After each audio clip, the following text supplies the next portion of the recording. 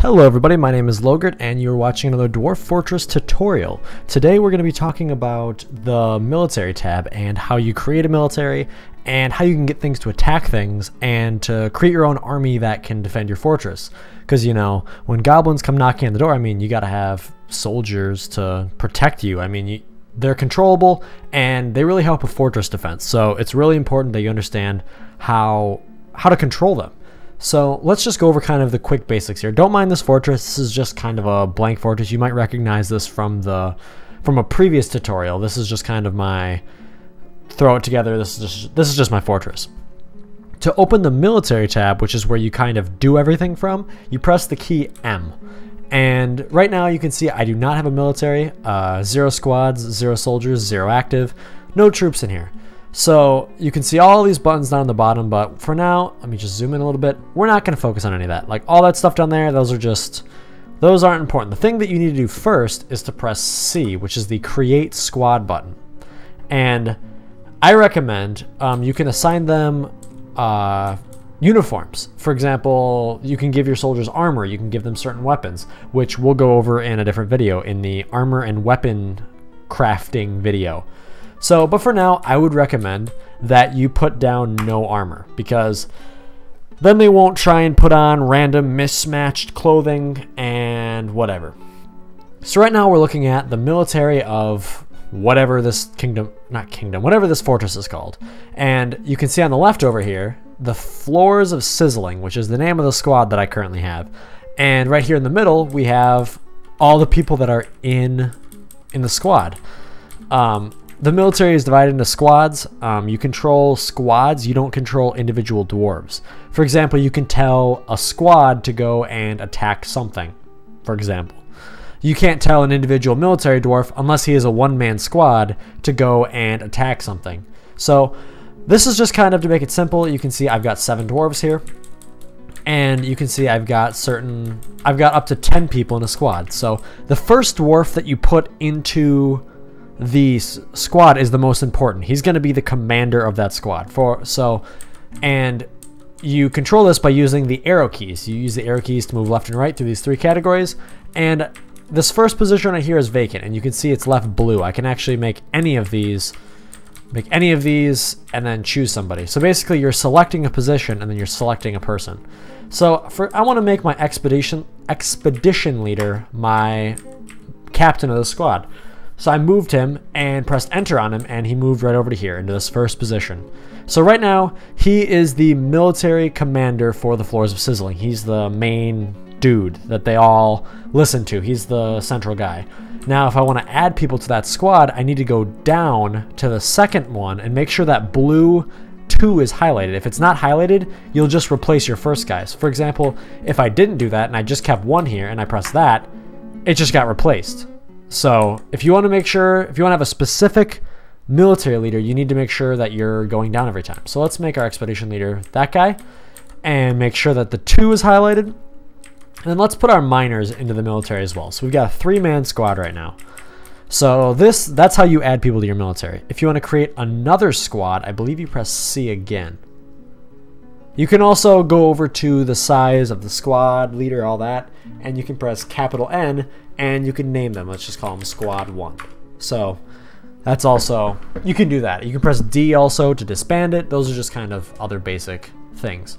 Now, in order to get the military to actually be able to do things, you need to press A, which by going to A, you go to the alerts menu. And if you want to create a military that's always training and always being in the military, you need to change them from inactive to active, because when they're inactive, they're just normal civilians. If you go down to active, all of a sudden, all the members of that squad will become military dwarves. Their whole objective is just to kind of sit there and be ready to basically fight things. You can put craftsmen or certain dwarves that you don't normally need in the military, but you want to have them in a squad. You can put them into a squad and leave them as inactive. That way you can come through and quickly turn them active. So that way, in case you get attacked, you're still organized. This is something, just because you put a dwarf into a squad doesn't mean that he can't be a craftsman. He can still be a craftsman. However, you can come in here and change him to active duty and training. So we just change it to active training, and we're going to go over, just like the menu before, we're going to go to active training, and then we're going to go over to squad 1, and we're going to press enter on that too, which means that one squad right there is active in training. This means if you have multiple squads, for example, let me go back to positions, and let's create a new squad. What the heck? We're going to create another squad, just the cosmetic portals, and we're going to put 2 people in here too. So now we got 2 squads. It's just kind of messed up. So we got 2 squads, and let's go into alerts. And let's say we want squad 1 to be training, and we want the comedic portals to be inactive. That means the comedic portals will not be training. They'll just be doing whatever. They're just in a squad. However, people in squad 1 will actively be in the barracks. They'll be practicing. They'll be doing drills, all that stuff. So that's good if you want to have a standing army. So now let's talk about how you equip the dwarves. You go in, you press E while under this tab. You press E, and you can actually change what you want assigned to each person. Now this is kind of a pain, but let's come over to squad 1 and give him, we're going to select him, and then we're going to click on him, and if you look up at the top, there's all the different types of armor. There's armor, legs, helm, gloves. If we press, say, capital L, this comes up with an entire list of what he could possibly wear. We could make him wear specific pants, leg wear, leggings, greaves, trousers. Let's say we have iron leggings. We're going to press A or L to go into leggings, and then we're going to press capital M. Oh, not partial matches. Am I already on caps lock? What the heck? Okay, so yeah, that's how you do it. So you press leggings. So let's go back. So you see that there's leggings here. And then when leggings is selected, we're going to press capital M. And this gives us a bunch of different materials. For example, if we have a lot of copper, we can make him wear copper chain leggings. And we can go through the rest of the stuff too. If we want to make sure he finds a helm, and then we're going to press capital M again, and we want to wear copper helm. And we want him to wear a copper breastplate. This is how you assign the uniform for your dwarves. And when you have an active metalworking, I guess, business or industry, you can go through and make these specific items, and you can come in here and check who has what, because a little icon will pop up next to it showing that they have it. So you can see how complete your people's how complete that their set of armor is and what they're lacking. So you can go in and, you know, make sure that everyone has something. Let's also give them a weapon. We don't have any weapons made up right now, but let's come in, and there's a lot of different choices you can make. Individual choice ranged in melee means he'll just go and pick up the weapon that he feels like he should use. Individual choice weapon, that's just if he wants to use a ranged weapon, if he wants to use a melee weapon. Usually they pick the weapon that they're most proficient at, and they'll just find one. We can also assign him, say, a mace. Let's make him have a copper mace. Also, it's important that if you tell him just to grab a mace, he'll grab a mace of any quality. He'll just grab the first one he finds. So if you don't want him to have a specific copper mace, a specific iron mace, and you don't care what type of mace he has, just leave it as mace. He'll just go find one, assuming that one is made. So this guy is now assigned to have this stuff, and he will only wear this stuff. That is all that he'll ever get. So that's how you control what they're wearing.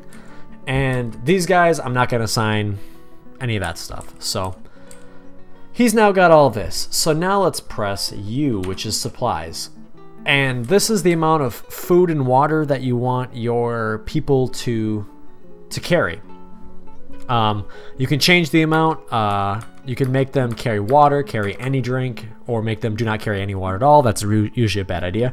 I'm doing this by pressing the plus and minus key. That's how I'm controlling this. You can change it by squad. For example, if you don't want the comedic portals to carry any water, but you want the squad 1 to, then that's how you do that. You can change the food amounts by pressing / and asterisk. You can make them carry 3 food, 2 food, 1 food, depending how prepared you want them to be, and how much you have to store, or however much you have to give away. So that's how you control how much they have, how much stuff they have on them. It's better to have more than less. So let's make everyone carry water. Let's also look at ammunition by pressing lowercase f. It's important that you can make sure that only your archers have bolts, but you know the rest of your people do not. Hunters are automatically, you can change actually all hunters, you can change how much ammunition they have right here, and we're just gonna get rid of this. We're gonna just whatever. You can change if you want your hunters to all carry 10, 20, 30, 40, 50 bolts, doesn't matter. Let's make squad 1 carry just bolts. Again, we can change the material by using capital M, and let's make sure they're carrying iron bolts. This is also how you can make them use wooden bolts in training so they don't use up your iron bolts. The way you do this is you add item, you add bolts, and then you change the material to wood. And now you can, if you press capital C, that means they will only use those bolts in non-combat situations. But if you want them to use just the iron bolts when they're actually, you know, trying to kill something, you keep that capital C up.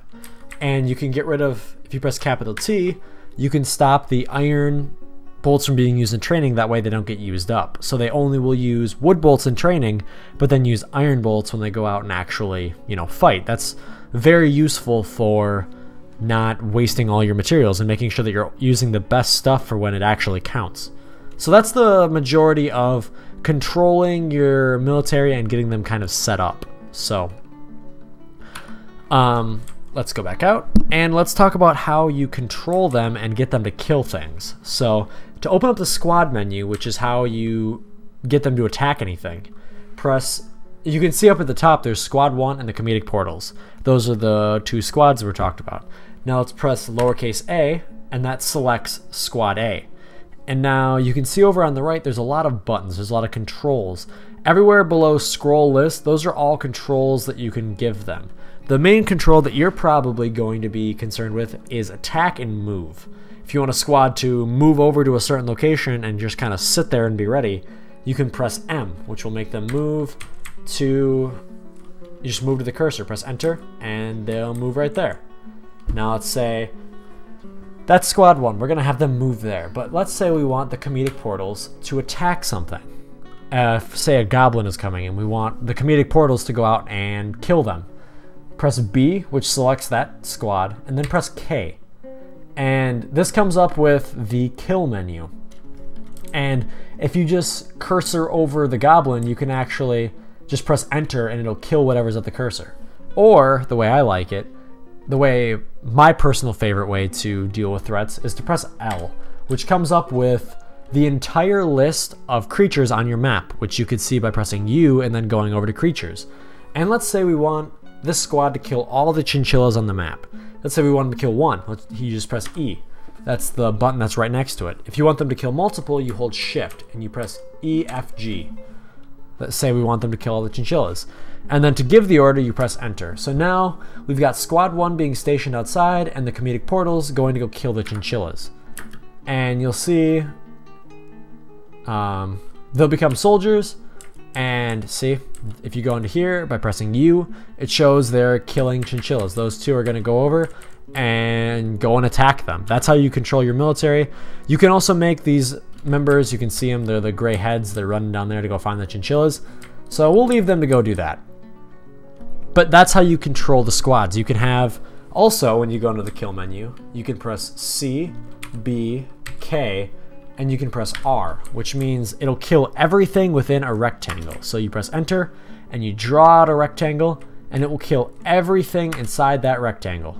If there's nothing, it won't let you confirm it. So say there's like 5 goblins and you just want to select them, you don't know their names, you just want to select them and destroy them, then that's how you do that.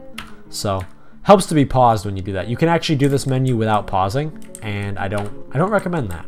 So make sure you're paused, make sure you're, careful. Don't lose did they kill the chinchilla? I think they did. Maybe they didn't, whatever.